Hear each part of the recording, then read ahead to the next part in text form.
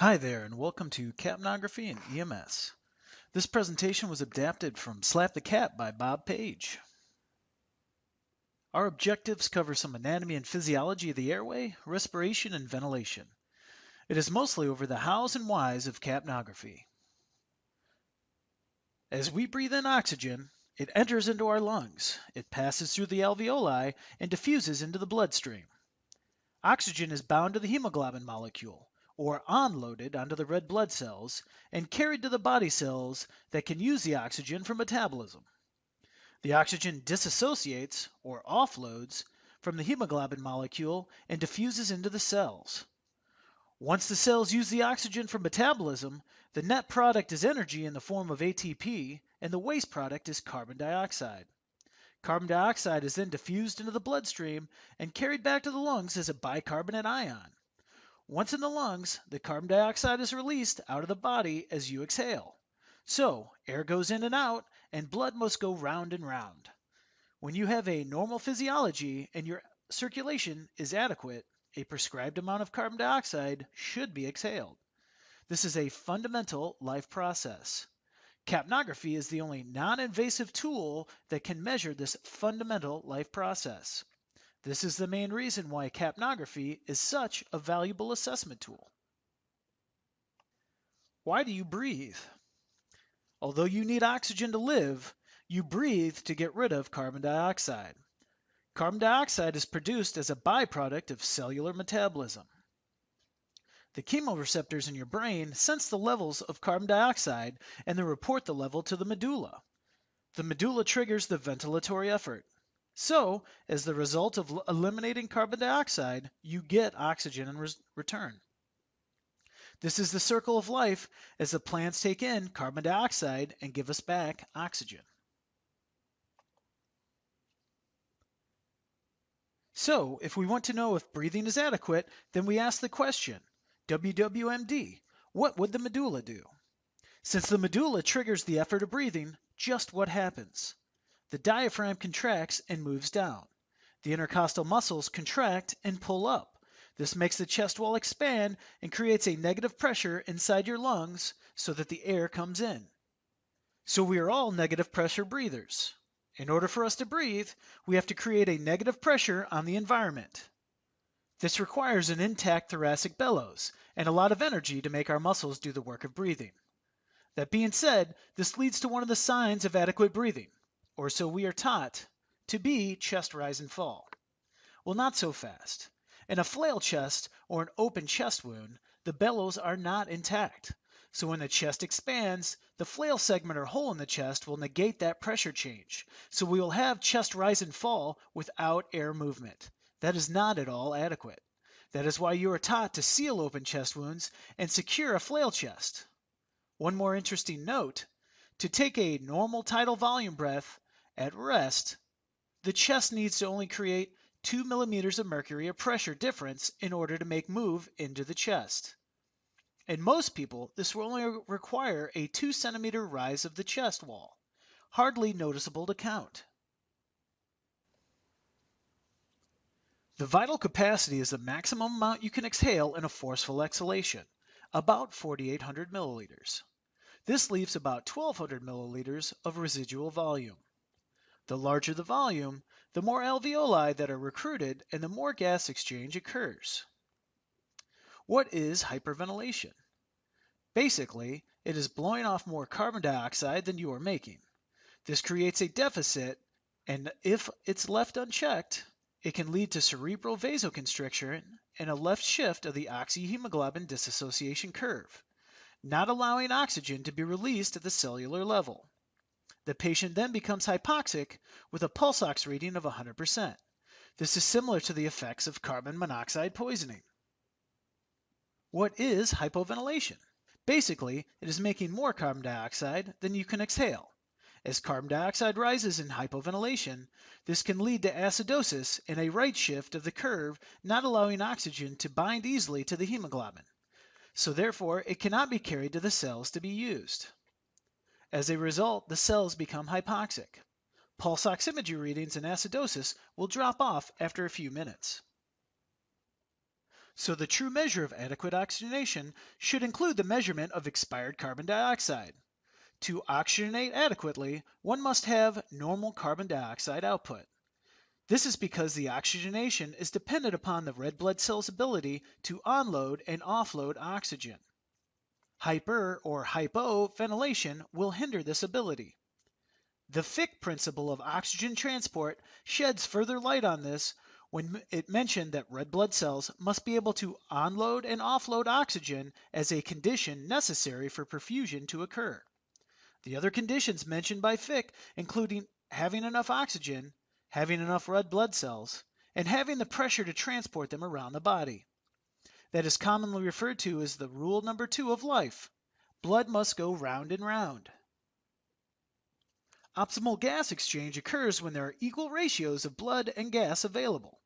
This is called the VQ ratio, that is the ventilation to perfusion ratio. There is a physiologic balance inside of your body. It is based on normal anatomy and physiology. Earlier, we discussed anatomical dead space. That referred to the airway structures that carry air down to the alveoli. Once there, it can be exchanged as ventilation is accomplished and respiration occurs. The physiological balance exists as follows. In the upper lobes of the lungs, V is greater than Q, so there is a limited amount of gas that can be exposed because there is not enough sufficient blood supply there available for gas to exchange. In the middle lobes, V equals Q. So this is where most of the gas exchange occurs on normal tidal volume breaths. In the lower lobes of the lungs, V is less than Q. That is, there is more blood available to exchange gas, but not much air gets down there in normal breathing. The potential is there, but unused. We have all heard of trying to assess respiratory adequacy with such subjective criteria as respiratory rate and the rise and fall of the chest. With this balance being so variable, it can be next to impossible to know based on those criteria. Let's look at the following example. Although different, example A and B are still moving about the same amount of air per minute. So who do you think is exchanging the most in a minute? Are they the same? What exactly are we leaving out here? We're leaving out the dead space volume, which is about 150 milliliters per breath. The dead space volume of example A is 1,800 milliliters. The dead space volume of example B is 3,000 milliliters. So the alveolar volume for A is 4,200 milliliters and the alveolar volume for B is 3,000 milliliters. So A is exchanging more.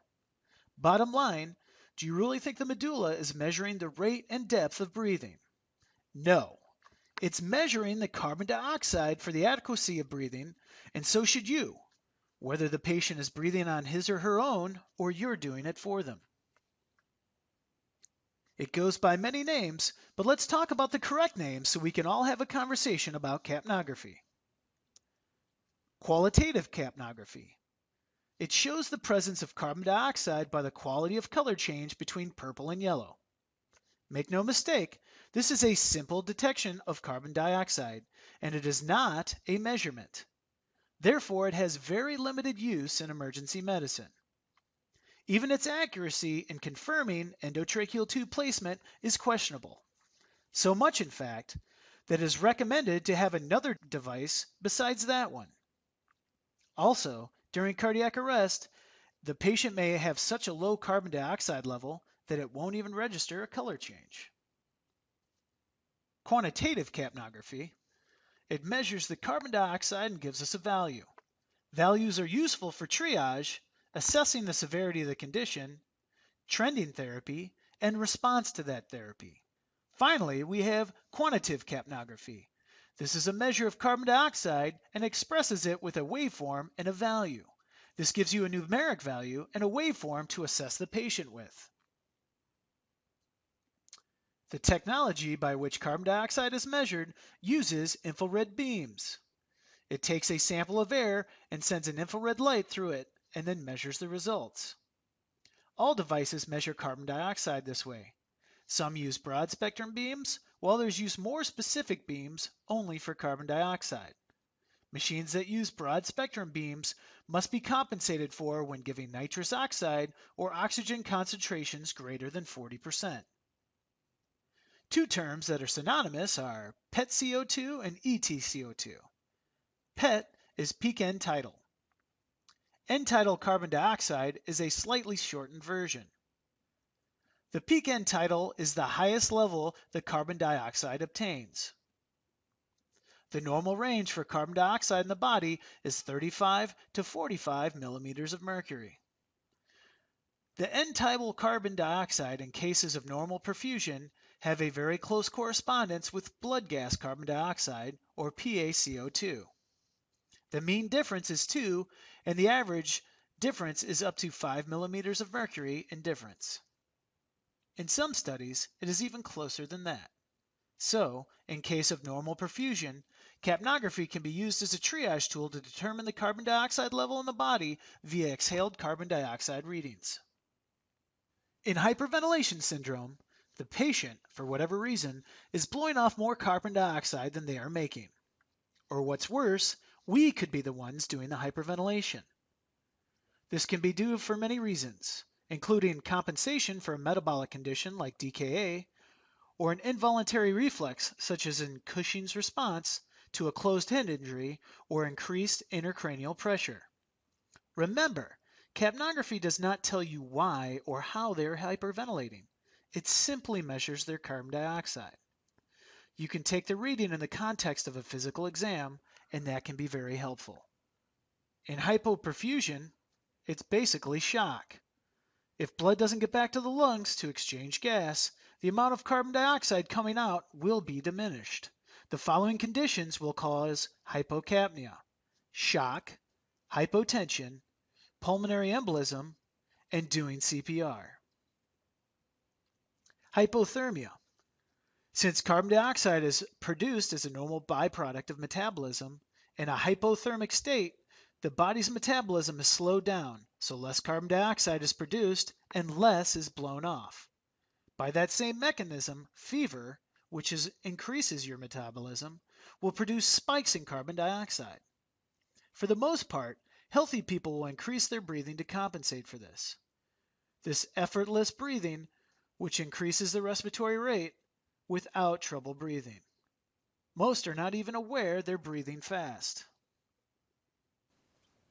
Ventilatory failure. The purpose of ventilation is to normalize the carbon dioxide level in the body. In a hypercapnic state, the carbon dioxide being exhaled is the same as the carbon dioxide level in the body, indicating hypoventilation and a failure of the ventilatory system to autocorrect the carbon dioxide levels. This condition, if allowed to exist, can lead to acidosis, which leads to hypoxic cells. Another important note to make about hypercapnia is that if there is a higher than normal carbon dioxide level exhaled, then perfusion to the lungs has to be adequate. In other words, a patient cannot be hypercapnic and hypotensive. Carbon dioxide retention. It's well known that some end-stage COPDers can retain carbon dioxide. Over time, carbon dioxide levels slowly increase, and that increase is usually overlooked by the medulla. In end-stage COPD, the stimulus to breathe can become the hypoxic drive, or low oxygen, because the medulla is numb to the carbon dioxide signals.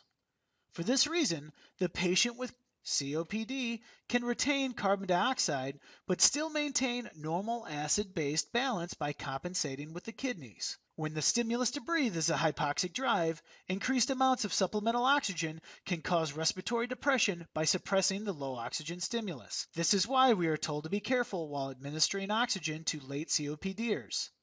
The way you can tell that the carbon dioxide retainer is hypoxic breather is after oxygen administration, the carbon dioxide levels will increase above their normal baseline. That is why it is so important to measure the end-tidal carbon dioxide before oxygen administration. Acidosis occurs when the blood pH drops below 7.35. Respiratory acidosis is present when there is a high end-tidal carbon dioxide and a low pH. Acidosis causes a right shift of the oxyhemoglobin dissociation curve, causing oxygen to have difficulty binding to the hemoglobin, where it can be carried to the cells. This causes reduced oxygenation of the cells. Imagine caring for a patient with extreme tachycardia without any way of determining the rhythm you're about to treat. Although we will treat tachycardia, the selection of medications can be lethal if the wrong one is chosen. That is why emergency care providers spend hours mastering EKG interpretation skills. Although the rate is why we treat, the EKG is what we treat.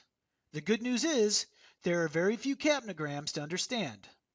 Let's look at waveform analysis.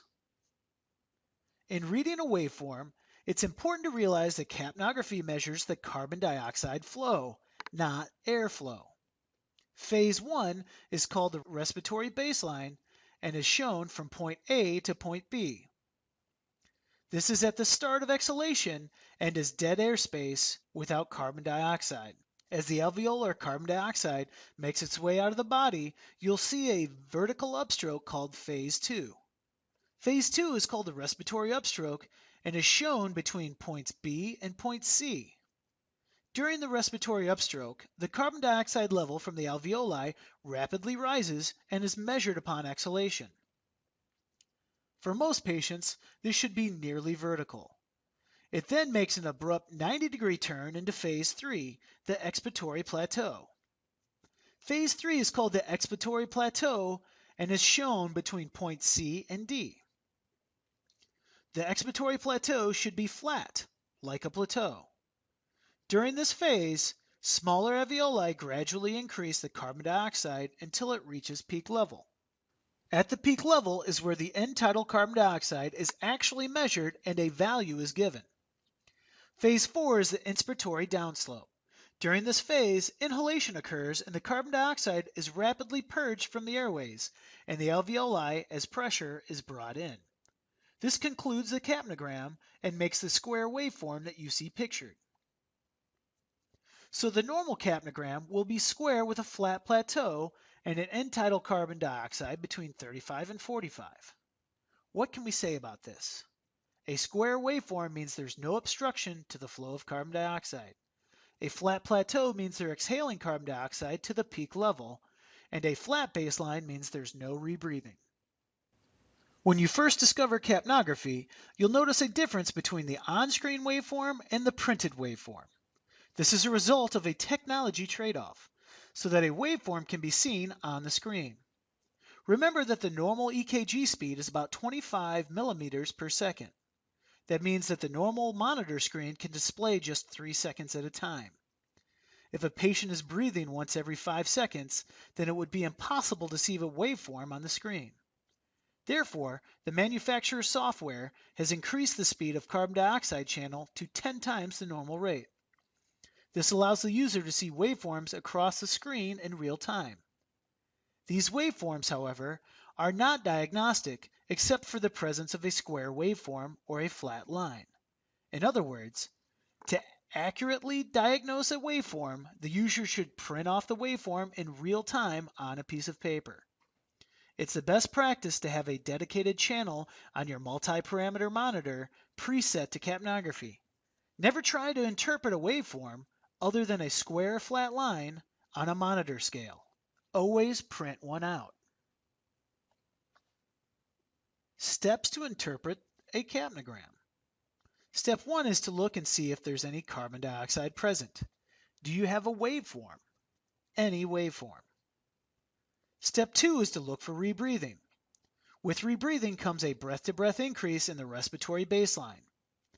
Rebreathing patterns such as the bottom waveform have been recorded in morbid obesity, late-term pregnancy, and on low-end preset ventilators that the exhalation valves did not open. Step 3 is to look for the respiratory upstroke. It should be square. However, observe for sloping or prolongation. Step 4 is to look at the alveolar expiratory plateau. It should be flat. If the expiratory upstroke is curved over, that affects the plateau. This is also known as alveolar emptying. An uneven alveolar emptying occurs secondary to a bronchospasm. This is different from the standard inflammatory response. During inflammation, Most small airways are narrowed. However, they are narrowed evenly throughout. Therefore, carbon dioxide is eliminated at the same rate, causing a square waveform. These patients may wheeze chronically because of this narrowing. This wheeze is characterized by a single tone, also known as a monophonic wheeze. The waveform will be square in most inflammatory processes. When a bronchospasm occurs, the lower airways are narrowed at different diameters, causing an uneven alveolar emptying. This causes the capnogram to slope towards the plateau instead of forming a square waveform. This pattern, sometimes called a shark's fin, is truly diagnostic of a bronchospasm. Step 5 is to finally read the carbon dioxide level. The end-tidal carbon dioxide value is a valuable triage and trending tool. The normal mean carbon dioxide is 40, with the range being 35 to 45 millimeters of mercury. Having a normal carbon dioxide in a square waveform indicates the following.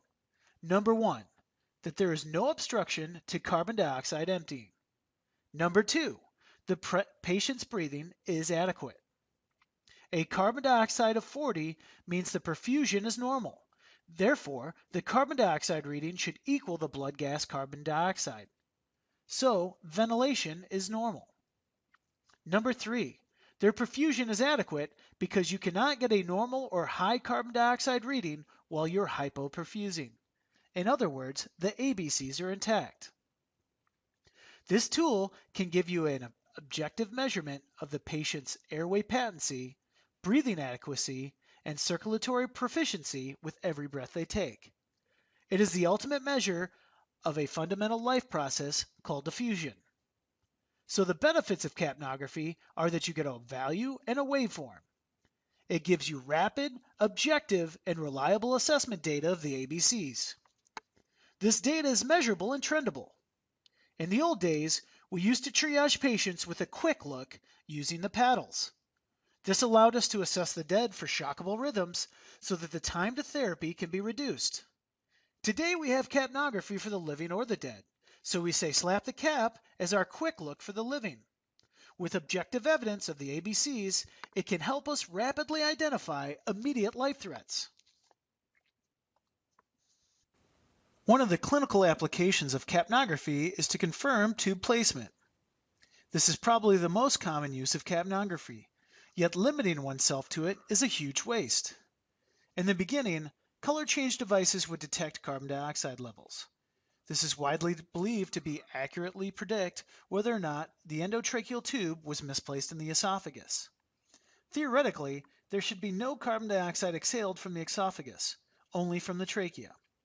However, in low perfusion states, this is not a very accurate reading, and even the manufacturer suggests using another confirmation device besides this one. Since modern capnography can measure carbon dioxide levels all the way down to 1.0, we can get an objective measurement, not a color change.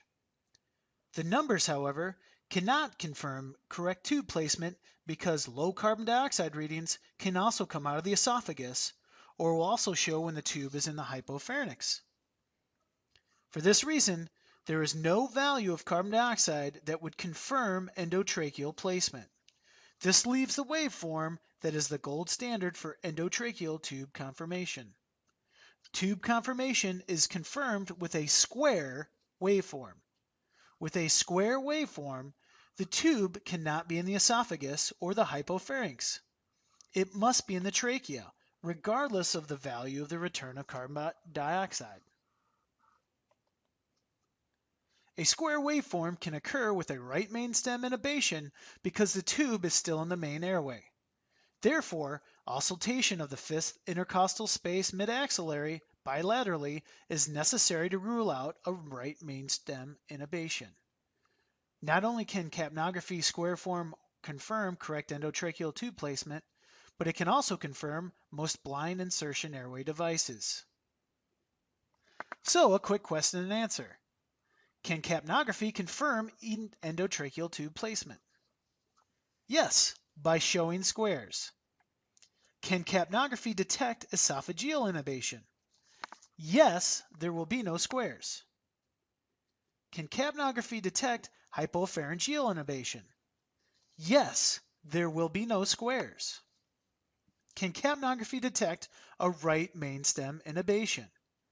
No, you must still listen to both sides, even with squares. Some capnography pros on intubation.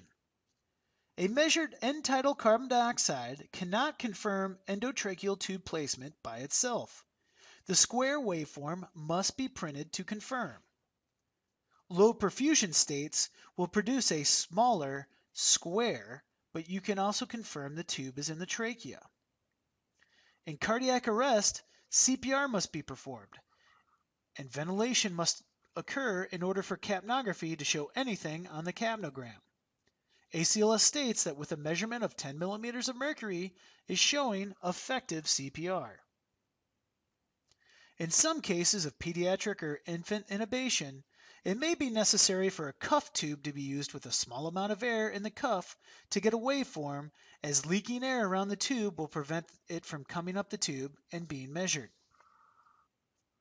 One of the huge advantages of these monitors is that almost all manufacturers offer some sort of trending options for defined parameters.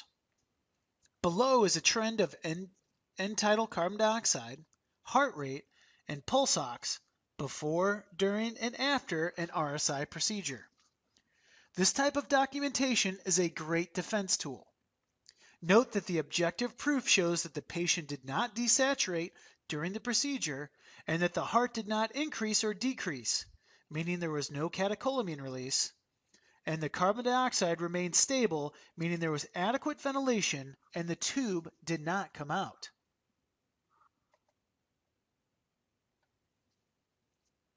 While it is imperative that we confirm endotracheal tube placement in the trachea, it is more important to see how the patient is ventilated after intubation. A tube in the trachea airway eliminates the dead space caused by a face mask and the resistance of upper airway structures, but it also makes it incredibly easy to overventilate or hyperventilate the patient.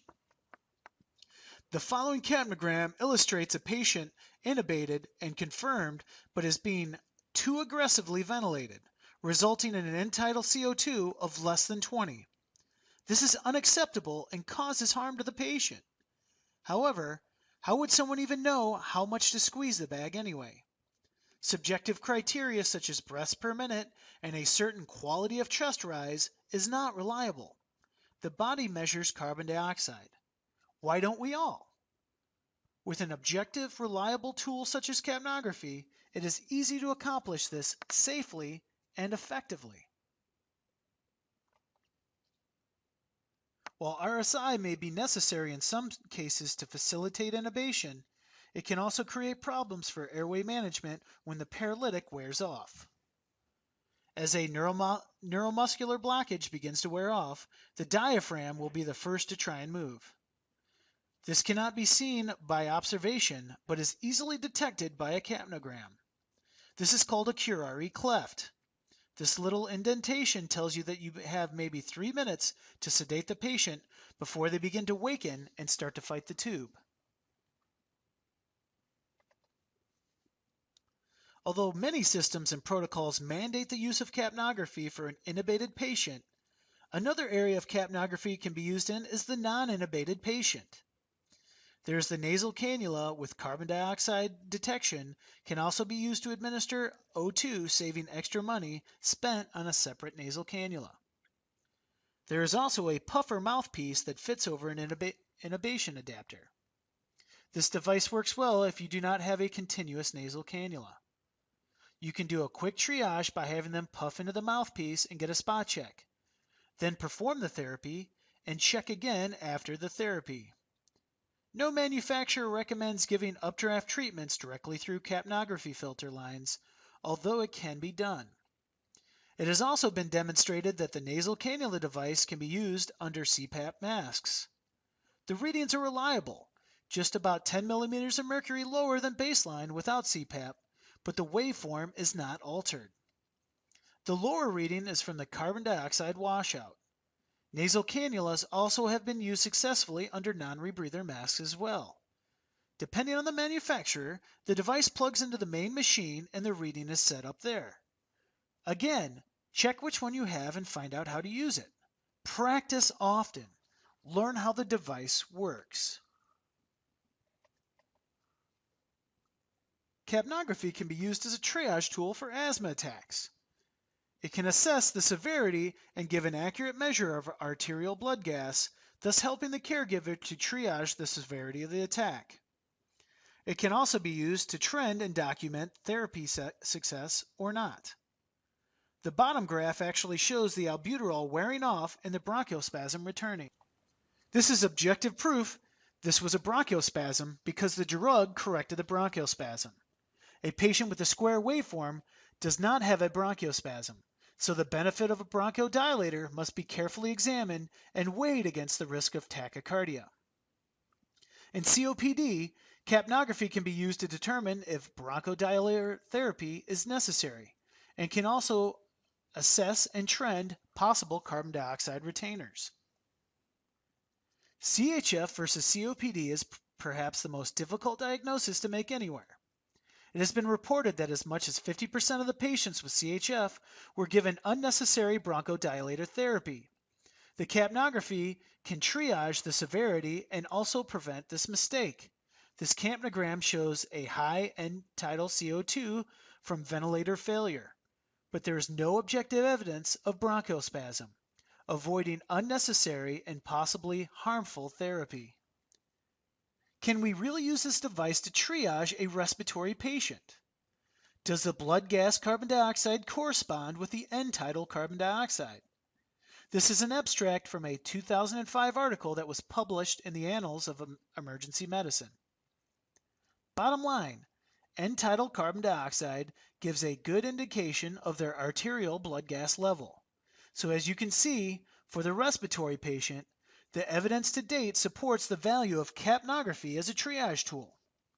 Furthermore, the waveform is the only objective, reliable tool for assessing bronchospasm. Not only can capnography be used to triage, it can also be used to trend therapy effectiveness and monitor for relapses. When someone has a generalized seizure, such as tonic-clonic, it affects both hemispheres of the brain and medulla. When the medulla is involved, the patient does not breathe during the seizure activity. This is easily determined by capnography during the seizure. This capnogram shows small, ineffective breaths illustrated by the small waveforms. This is involuntary noise-making as the thoracic muscle contracts during the seizure. This is proof that the seizure is ongoing. When the patient goes postictal, the breathing will resume. If it does not, the patient needs to be ventilated to a normal end tidal carbon dioxide levels and the anti-seizure meds need to be given. Any generalized seizure will cause apnea during the seizure, though most are short in duration, around 2 to 10 seconds. Not breathing is usually not noticed. Capnography can be used for metabolic problems like diabetic ketoacidosis. Since carbon dioxide is carried in the bloodstream and bicarbonate ion, it has a direct clinical relationship to serum bicarb levels. Therefore, if the patient has high blood glucose levels, measure their end tidal carbon dioxide. If it is less than 29, then the patient has DKA. The blood gas bicarb will show a very low level as well, indicating metabolic acidosis. It can also be used in cases of pulmonary embolism. The combination of end tidal CO2 and an arterial blood gas CO2 can easily cause a VQ mismatch. All you need then is a CT scan to figure out where it is, and they're on their way. A high blood gas CO2 and a low end tidal CO2 tells us the carbon dioxide is not getting in the lungs to be exhaled. Capnography can also be used to assess perfusion. The 2010 American Heart Association criteria recommends capnography for monitoring the effectiveness of CPR and for detecting the presence of a return of spontaneous circulation. Here is a trend that shows ROSC after 4 minutes of CPR and a defibrillation. ROSC will show a sharp increase in the carbon dioxide levels. When this happens, Stop pushing on the chest and start squeezing the BVM to return the carbon dioxide levels to normal. Most cases that have ROSC has an end tidal CO2 that goes up to the 70s or even 90s. Capnography can also be used in trauma. In a tension pneumothorax, pressure in the chest collapses the lung and then presses on the right side of the heart, making it difficult to fill with blood.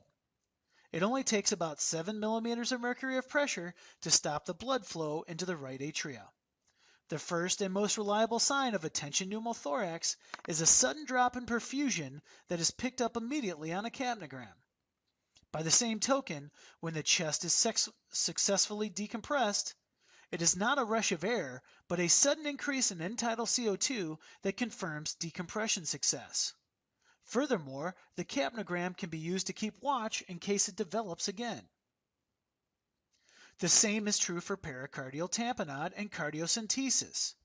In each of these obstructive forms of hypoperfusion, the capnogram will remain square because it's a perfusion problem, not an airway problem. It also works for closed head injuries. ITLS and the Brain Trauma Foundation have taken the lead in recommending capnography as a way to titrate ventilations in the patient with a closed head injury. If the patient has a GCS less than 9 and they are posturing, have unequal pupils, or have dropped 2 points in front of you, then they should be selectively ventilated to an end tidal carbon dioxide level between 30 and 35 millimeters of mercury. If the patient does not have any of those signs of deterioration, then ventilate the patient to levels of 35 to 45. Never ever bag them to lower than 25 millimeters of mercury.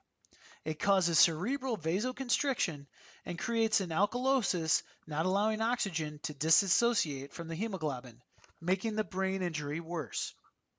Waveform capnography is truly the gold standard in endotracheal intubation verification and can be used in other medical emergencies as a very important diagnostic tool. Thank you.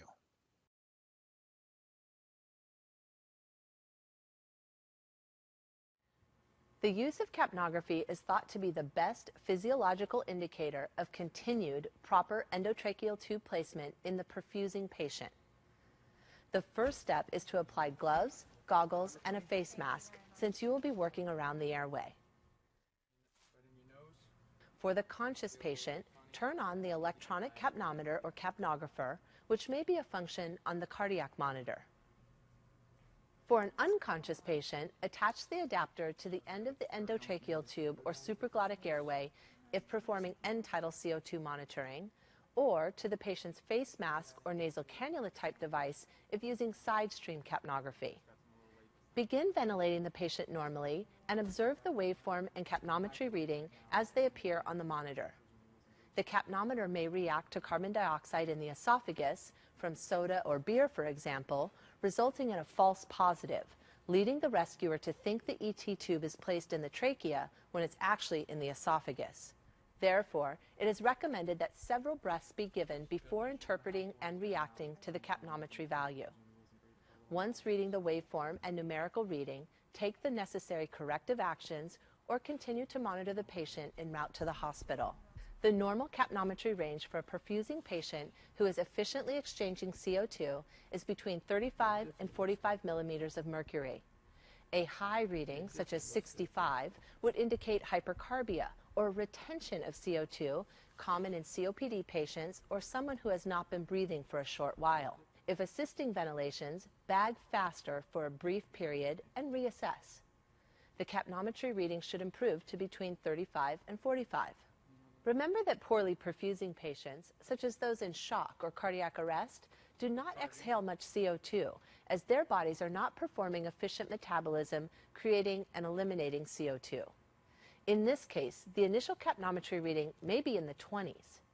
Check to be sure that whoever is assigned to ventilate the patient is not hyperventilating. If compressions are in progress, ensure the compressor is doing deep, fast compressions and allowing for recoil of the chest each time. Readings persistently in the single digits often indicate that no return of spontaneous circulation is likely and may be used to determine when resuscitation should be terminated. A sudden drop to 0 indicates that the endotracheal tube is not in the trachea, and immediate measures should be taken to evaluate the tube and extubate if indicated.